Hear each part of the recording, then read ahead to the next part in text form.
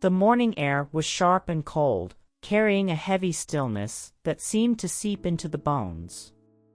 A thin mist clung to the ruins of what had once been a bustling apartment building, now reduced to a chaotic heap of rubble. Dust and broken concrete lay scattered across the ground, mingled with fragments of shattered lives. The pale sunlight struggled to break through the dense clouds, casting a dim, gray hue over the scene. At the heart of the devastation, the piercing wail of a rescue truck's siren sliced through the silence, a fragile beacon of hope amidst the desolation. Mark, a seasoned firefighter with eyes that bore the weight of countless tragedies, knelt down on the rubble-strewn ground. His breath hung in the air as he stilled himself, ears straining to catch the faint sound he had heard moments before. There it was again, a soft, muffled whimper, barely audible over the eerie quiet of the scene. It was a cry of pure desperation, so faint that it seemed it could vanish at any second. Mark froze, his gaze locking onto a pile of debris ahead of him. The sound was coming from there, and he knew he couldn't ignore it. Quiet! Everyone, shut down the machines! Mark's voice rang out, commanding and urgent. The screech of the excavators came to an abrupt halt, leaving behind a silence so profound that it felt almost deafening. Mark crouched lower, gripping his flashlight tightly as he aimed its beam toward the chaos in front of him. Jagged pieces of metal, splintered wood, and chunks of concrete formed a jagged, precarious wall.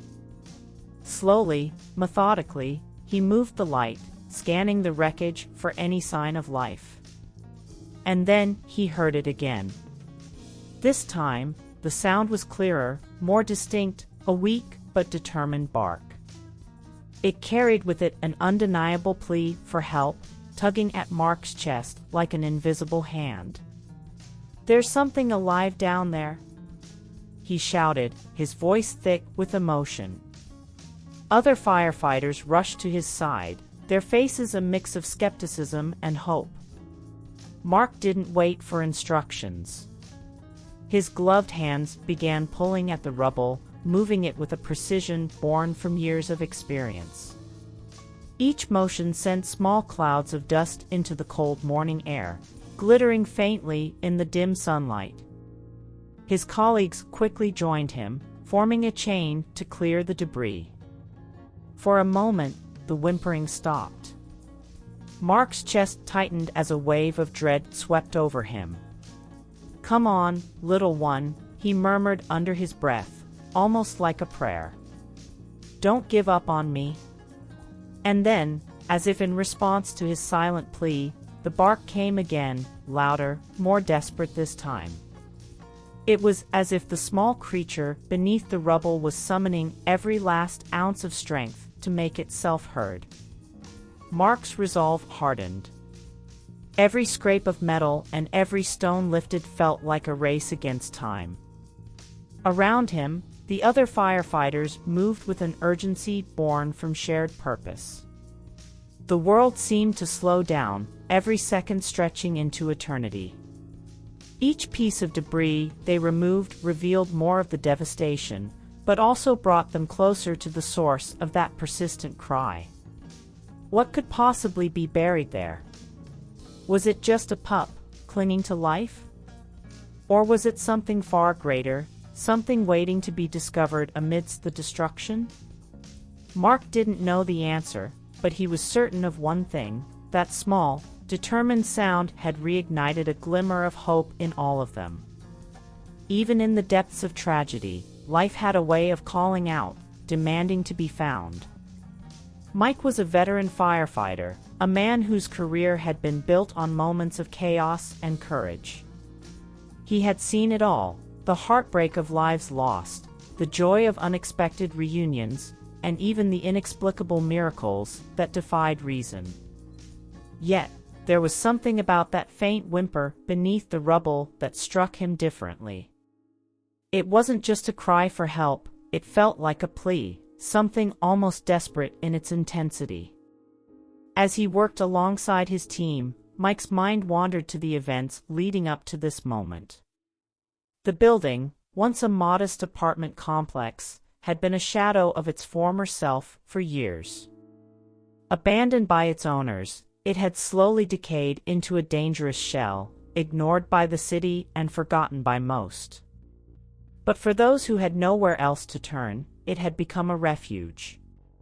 Neighbors had told the firefighters that the building was unofficially home to people living on the streets, men and women who sought shelter from the elements, and to stray animals that roamed the area. Mike's heart clenched as he thought about how many might have been caught in the collapse. It happened so fast, an older man from the neighborhood had told them earlier, his voice shaking. 1 minute, it was standing, and the next, gone. The collapse had come in the dead of night, a terrifying symphony of cracking concrete and shattering glass. For Mike, the thought of anyone, or anything, being trapped beneath the weight of that destruction was almost unbearable. As the firefighters worked, their boots crunching over broken glass and debris, Mike couldn't shake the feeling that the barking wasn't random. It was insistent, purposeful. Every time they uncovered another layer of rubble, the sound grew sharper, as if the little dog was leading them somewhere. "This pup must have been caught when the building came down," Mike said, wiping a layer of sweat from his forehead despite the chill in the air. But deep down, he wasn't convinced that was the whole story. That bark isn't just about him. He's trying to tell us something. The crew pressed on, moving debris piece by piece, their hands working with a mixture of urgency and care. Then, finally, a small figure emerged from the wreckage. The dog was tiny, barely more than a puppy. Its brown fur was matted with dirt and dust, its body gaunt from hunger and fear. But its eyes, those eyes stopped Mike in his tracks. They were wide and bright, filled with an emotion that seemed almost human. Fear lingered there, yes, but so did something else, a quiet but unmistakable determination. The team let out a collective breath they hadn't realized they'd been holding. "We got you, little guy," Mike whispered, crouching down to gently stroke the pup's head. But as soon as they tried to lift the dog out of the rubble, it resisted. Despite its obvious exhaustion, it struggled against them, squirming and letting out sharp, insistent barks.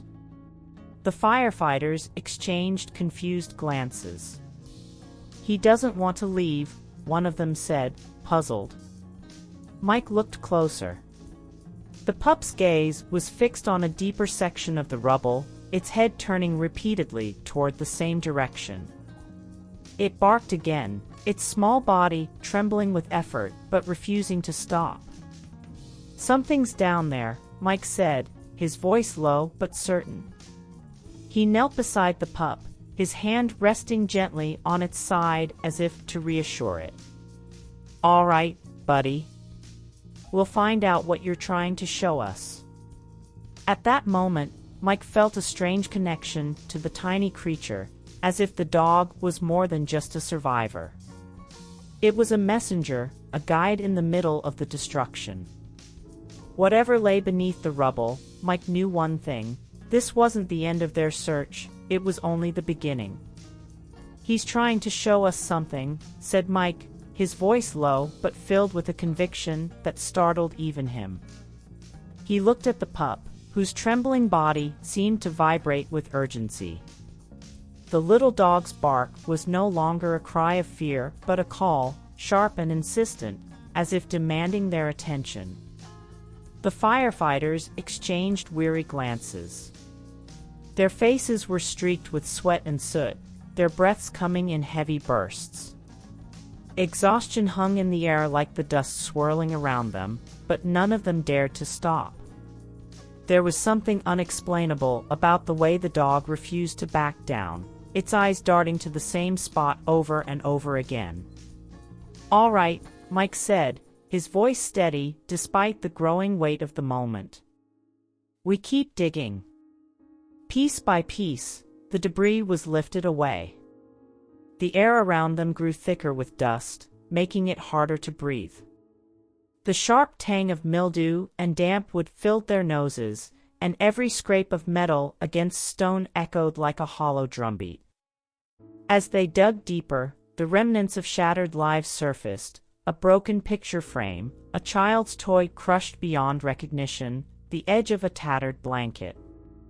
The further they went, the more oppressive the scene became. It was as though the weight of the tragedy bore down on them, not just physically, but emotionally. Still, the little dog didn't waver. It stood its ground, its gaze locked on the rubble ahead. Then, it happened. The clink of a shovel striking something that wasn't stone or concrete. The sound was dull, different. "Wait!" One of the firefighters called out, freezing mid-motion. Mike's heart quickened. He pushed forward, dropping to his knees to inspect the area. His hand brushed against the edge of something soft yet firm, something that didn't belong to the wreckage. "Stop!" he ordered, his voice filled with urgency. "Dig with your hands. Carefully." The team sprang into action, their hands moving with a delicate precision born of both training and intuition. They brushed away layers of dust and debris, revealing more of the mysterious object. As the last few fragments of rubble were lifted, Mike leaned in closer. His breath caught in his throat. It was a small wooden box, its surface scarred and weathered, as though it had been hastily shoved into hiding. The edges were frayed, and the latch was bent, but it was intact. "What the hell is this?" one of the firefighters muttered under his breath, his voice barely audible over the silence that had enveloped the group. Mike's hands trembled slightly as he lifted the box out of the rubble. It felt heavier than it should, as though it carried not just its contents, but the weight of a story long buried. He set it down gently and pried open the lid. Inside, carefully wrapped in a piece of faded fabric, lay a collection of items that stopped them all in their tracks. Photographs, yellowed with age but still clear, showed a young woman holding a baby in front of what appeared to be the same building before it had fallen into disrepair. There were handwritten letters, their ink smudged but still legible, filled with words of love and longing. And there, nestled among the papers, was a delicate gold necklace. The pendant was shaped like a heart, its surface smooth and gleaming even in the dim light. It looked impossibly out of place amid the destruction. For a moment, no one spoke. The weight of what they had uncovered hung in the air, heavy and profound. Mike looked at the pup, who now sat quietly, its small body no longer trembling. Its eyes met his, and for a fleeting second, it was as if the dog understood what they had found. This was important to someone," Mike finally said, his voice barely above a whisper. The discovery wasn't just unexpected, it felt sacred, as though the little dog had led them not to random debris, but to a piece of someone's soul. The firefighters stood frozen, the weight of what they had uncovered sinking into the cold morning air. The little wooden box lay open on the ground, its contents fragile yet profoundly alive with history. For a moment, it was as if the chaos of the collapsed building around them had vanished, replaced by a hushed reverence for what they had stumbled upon. Mike crouched next to the box, his hands shaking as he gently picked up one of the letters. The paper was brittle, its edges curling with age, but the handwriting was elegant and precise.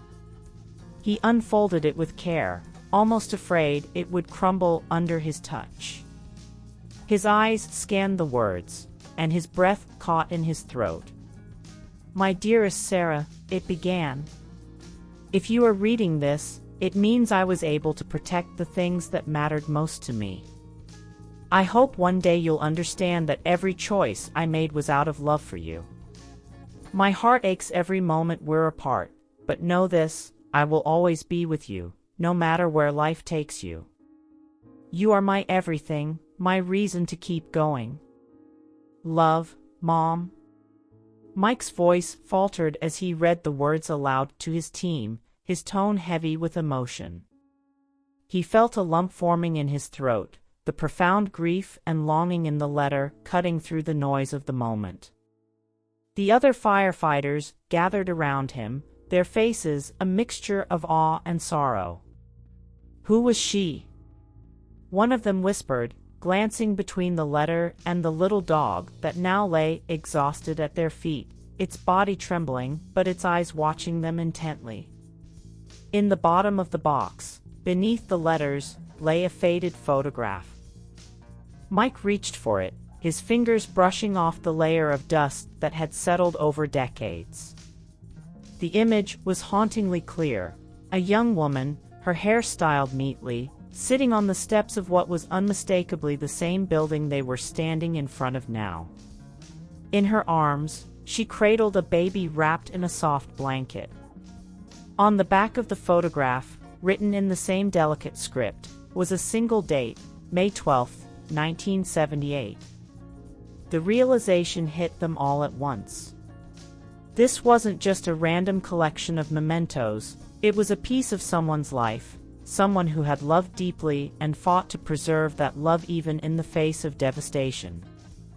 The little dog let out a weak, almost contented whimper and licked Mike's hand, as if to affirm what they were only beginning to understand. It wasn't just surviving, it had been guarding something, as though it knew the significance of what lay beneath the rubble. It's like, IIT was protecting this, Mike said, his voice breaking as he looked at the pup. Somehow, it knew this was important. The firefighters exchanged glances, their exhaustion momentarily forgotten. There was something almost sacred about the moment, as if the tiny creature had been carrying out a mission far beyond what anyone could comprehend. One of the younger firefighters, his eyes glistening with unshed tears, murmured, "It's like it was waiting for someone to find this. Like it didn't want it to be forgotten." Mike nodded, his gaze shifting from the photograph to the pup, whose eyes, though weary, still shone with that unshakable determination. In that moment, it became clear, this wasn't just a dog, it was a guardian, a keeper of memories, standing vigil over the fragments of a love that refused to be erased. Mike carried the wooden box carefully, his gloved hands cradling it as though it contained something fragile and sacred. The firefighters had finished their work at the site, but he couldn't leave without ensuring the items found a proper home. His heart was still heavy, the weight of the letters and the photograph pressing on his mind. At the local community center, a crowd had begun to gather. News of the rescue had spread quickly through the neighborhood. The air buzzed with curiosity and whispers as people tried to piece together the significance of the discovery. Mike stepped inside, his boots echoing softly against the worn wooden floor. He placed the box on a long table at the center of the room, its weathered exterior seeming almost out of place against the backdrop of modern surroundings. The little dog, now wrapped in a blanket, rested in his arms, its small body finally calm but still trembling slightly. The murmuring stopped when an elderly woman, her face lined with years of wisdom and sorrow, stepped forward. Her name was Mary, and as she approached the table, her breath hitched. Her eyes, clouded with age, landed on the gold necklace lying atop the letters. Tears welled up instantly. That was my mother's necklace," she said, her voice trembling with both disbelief and recognition. "She always wore it. She called it her good luck charm." Mary reached out with a shaking hand, her fingers brushing against the delicate chain. Her tears began to fall freely as memories seemed to flood back all at once. She lost it when the building fell, Mary continued, her voice breaking. I was just a young woman then. That building was our home. But after the collapse, we lost everything. We couldn't stay, and this necklace, she trailed off, unable to finish as sobs overtook her. The room was silent, save for the occasional sniffle from the onlookers. Mike's throat tightened. He glanced down at the dog in his arms and then back at Mary. It wasn't just the necklace, he said gently, his voice carrying the weight of the moment. We found letters. Photos. Your family's history was buried there. And this little guy, he added, nodding to the dog, he made sure it wasn't lost forever. Mary turned her attention to the dog, who stirred slightly under her gaze. Her lips quivered into a faint smile. That little one, he's an angel, she whispered, tears still streaming down her face. There's no other explanation. He protected it all this time. He knew it was important.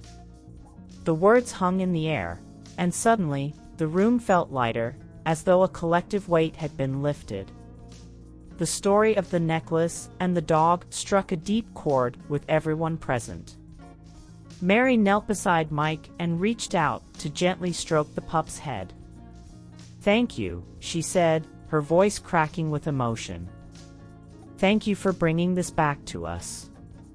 The community rallied around the little dog, deciding together to adopt him as their own. They named him Guardian, a fitting title for the small, brave animal who had defied the odds to preserve a piece of history and love. From that day forward, Guardian became a symbol of resilience and hope. He would often sit at the steps of the community center, greeting visitors with a wagging tail and calm eyes that seemed to hold a quiet wisdom. People would stop to pet him, many of them feeling an unexplainable sense of comfort in his presence. And for Mary, the return of the necklace was more than just a reunion with a lost object. It was a connection to her past, a reminder that even in the face of loss, love and memories endure. Guardian wasn't just a dog. He was a living reminder that miracles could be found in the most unexpected places. Stories like this remind us that even in the darkest moments, there's always room for light. Amid the wreckage of a collapsed building, a tiny, trembling puppy became the bearer of a miracle, a guardian of love and memory. He didn't just survive against all odds. He led rescuers to something that brought healing to a family and hope to an entire community. Mike, reflecting on the extraordinary events, shared his thoughts in a later interview. Guardian taught us something simple, but profound, he said, his voice thick with emotion. No matter how overwhelming the tragedy, there's always something worth finding. Sometimes it's a forgotten object, but more often, it's a feeling.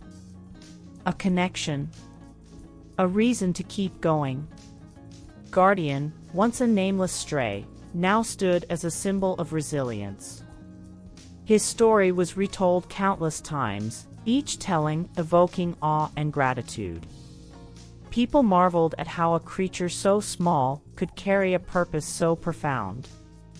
As the camera panned over the steps of the community center, Guardian sat quietly, his tail wagging softly as children played nearby and adults exchanged warm smiles. In his eyes, there was a quiet understanding, a reflection of the role he had played in reminding the world of something precious, that even the smallest lives can hold the greatest treasures. In the rubble of destruction, a life had been saved, and in saving it, countless others were reminded of hope.